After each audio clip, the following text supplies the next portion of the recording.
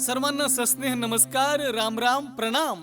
मी अंगद माणिकराव गरुड, निवेदक सूत्रसंचालक परभणी.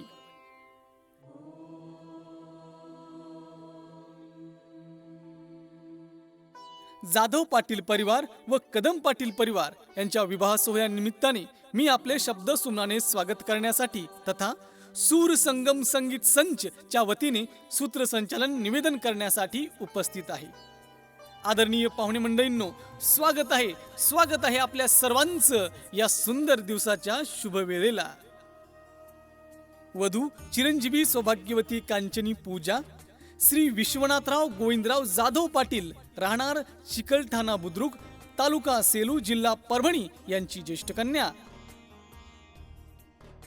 संग वर चिरंजीव अरुण श्री वशिष्ठराव एकनाथराव कदम पाटील, राहणार आर्वी, तालुका, जिल्हा परभणी यांचे ज्येष्ठ चिरंजीव यांचा विवाह सोहळा आज मंगळवार दिनांक 9 मे 2023 रोजीच्या शुभपावन मुहूर्तावर श्री साई मंगल कार्यालय सेलू नगरीमध्ये मोठ्या उत्साहात आणि मोठ्या थाटामाटात साजरा होत आहे.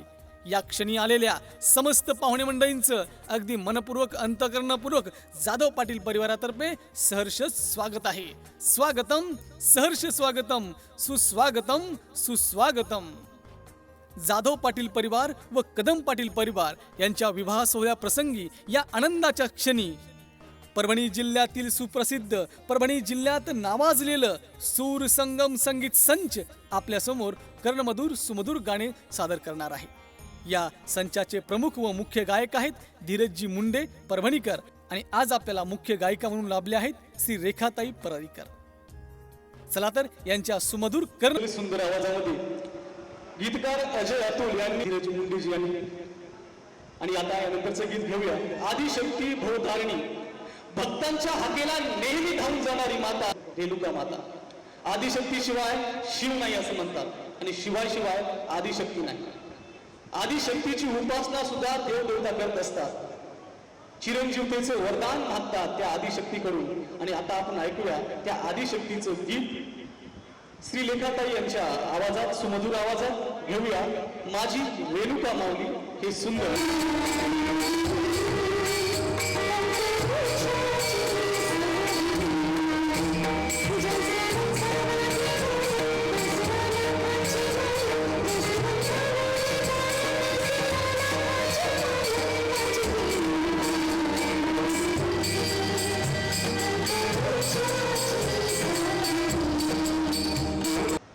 खूपच सुंदर सुरेल्या आवाजामध्ये श्री लेखाताई यांनी रेणुका माऊली हे गीत सादर केलं. संत विष्णुदास यांनी ही रचलेली रचना आहे. संत विष्णुदास महाराजांनी, उषा मंगेशकर यांच्या आवाजात हे गायलेलं गीत आहे. यशवंत देव यांनी या गीताला संगीत दिलेलं आहे. असं हे गीत म्हणजे माझी रेणुका माऊली. यानंतर महाराष्ट्राला विठ्ठल भक्ताची खूप मोठी परंपरा लाभलेली आहे. संत एकनाथ महाराज, संत नामदेव महाराज, संत तुकाराम महाराज अशी अनेक नावे आहेत. हे सारे भक्त प्रापंचिक होते. परमार्थ करताना प्रपंचाकडेही लक्ष हवे, आणि प्रपंच करताना परमार्थाकडेही लक्ष हवे. आणि या दोन्हीची सांगड कशी घालावी या संतांना चांगले माहीत होते, कारण ते पंढरीचे वारकरी होते, विठुरायाचे भक्त होते. चला ऐकूया या विठुरायाच्या भक्ताचं हे पुढचं गाणं म्हणजे कानडा राजा पंढरीचा.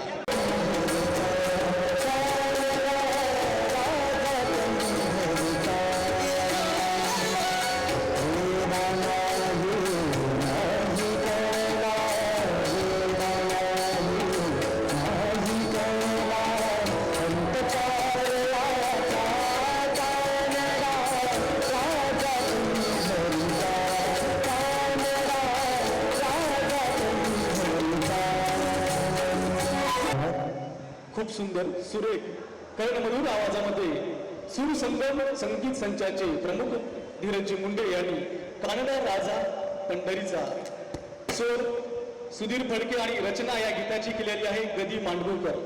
एक उत्कृष्ट लेखक आहेत गदी मांडगुळकर. यांनी ही सुंदर रचना केलेली आहे आणि याला संगीत दिलेलं आहे सुधीर फडके यांनी.